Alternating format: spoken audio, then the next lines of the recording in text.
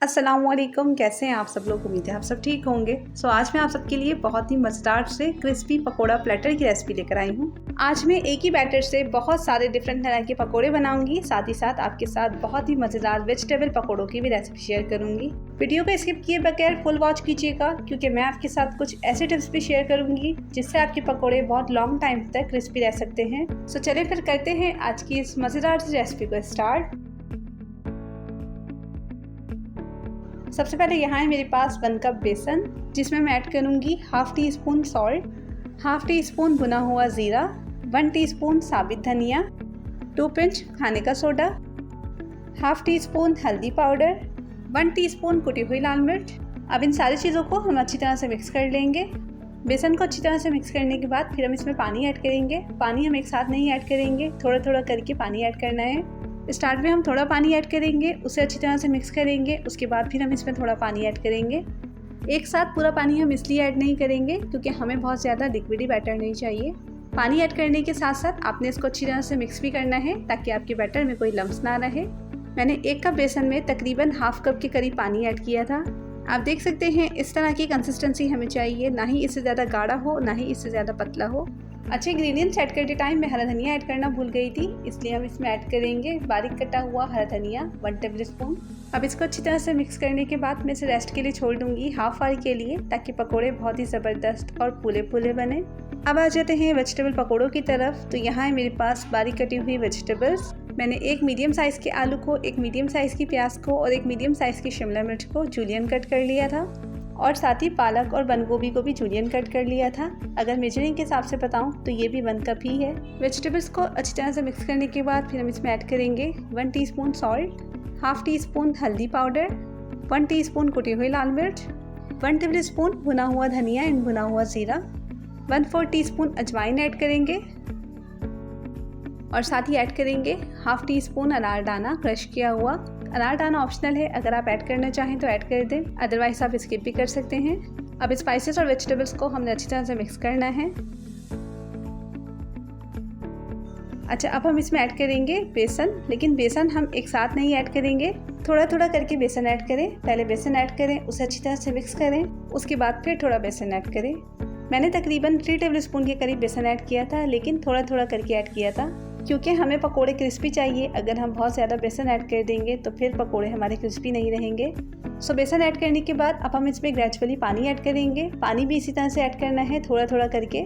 पानी ऐड करने के बाद दोबारा हम इसमें 1 टेबल स्पून के करीब बेसन ऐड करेंगे, ताकि वेजिटेबल्स हमारी अच्छी तरह से बाइंड हो जाए। इस मिक्सचर में मैंने तकरीबन 3 टेबल स्पून बेसन ऐड किया है और साथ ही 1/4 कप पानी ऐड किया है।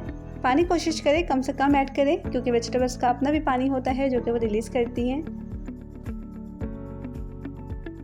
देखें, आपका मिक्सचर कुछ इस तरह से होना चाहिए, ना ही ये बहुत ज़्यादा थिक है और ना ही बहुत ज़्यादा रनी है। पता नहीं मेरा क्या प्रॉब्लम है, मैं हमेशा हरा धनिया ही ऐड करना भूल जाती हूँ, इसलिए हम इसमें ऐड करेंगे बारीक कटा हुआ हरा धनिया। हरा धनिया ऐड करने के बाद अब हम इसे अच्छी तरह से मिक्स करेंगे और इसे फ़ौरन फ्राई करेंगे, क्योंकि वेजिटेबल अपना पानी छोड़ देती है, इसलिए हम इसे रेस्ट बिल्कुल नहीं देंगे।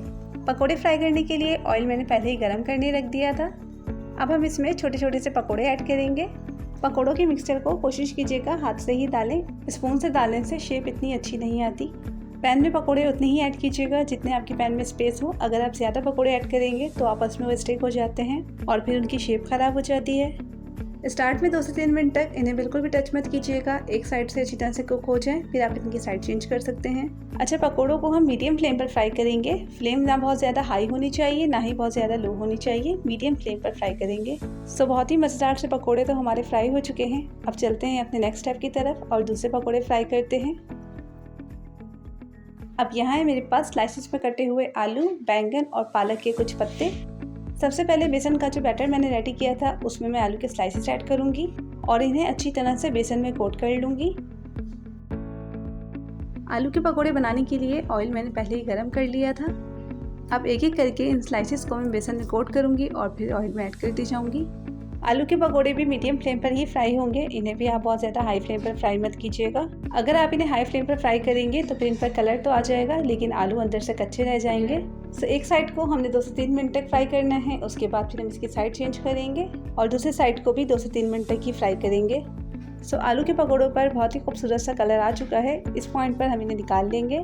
अब हम पालक के पकोड़े फ्राई करते हैं। तो पालक के पकोड़ों के लिए हमने करना ये है कि पालक का एक पत्ता लेना है और उसे अच्छी तरीके से बैटर में डिप करना है। डिप करने के बाद पत्ते को अच्छी तरह से बैटर में कोट करना है और फिर ऑयल में ऐड कर देंगे। पालक के पकोड़े बहुत ही जल्दी फ्राई हो जाते हैं, मैक्सिमम 3 से 4 मिनट लगेंगे इन्हें फ्राई होने में। एक साइड को हम 1 से 2 मिनट तक कुक करेंगे, फिर सेकंड साइड को भी हम 1 से 2 मिनट तक ही कुक करेंगे। सो बहुत ही मज़ेदार से पालक के पकोड़े भी हमारे रेडी हो चुके हैं। इस पॉइंट पर हम इन्हें निकाल लेंगे। अब हम बहुत ही मज़ेदार से बैंगन के पकोड़े फ्राई करते हैं। बैंगन की स्लाइस को भी आपने बैटर में अच्छी तरह से कोट करना है और फिर ऑयल में ऐड कर देना है। बैंगन के पकोड़े बनाना भी बहुत ही ज़्यादा आसान है, ये भी इसी तरह से फ्राई होंगे जिस तरह से हमने और पकोड़े फ्राई किए हैं। बैंगन के पकोड़े फ्राई करने का टाइम मैक्सिमम 5 से 6 मिनट्स है, इससे ज़्यादा आप इन्हें फ्राई मत कीजिएगा।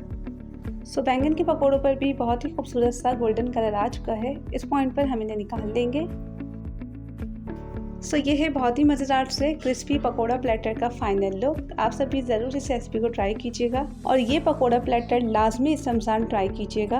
अच्छा, आपको इस प्लेटर में ब्रेड पार्सल्स और समोसे भी दिख रहे होंगे। तो ब्रेड पार्सल्स और समोसों की रेसिपी मैं पहले अपने चैनल पर अपलोड कर चुकी हूँ, लिंक मैं आपके साथ डिस्क्रिप्शन में शेयर कर दूँगी, आप वहाँ से वॉच कर लीजिएगा।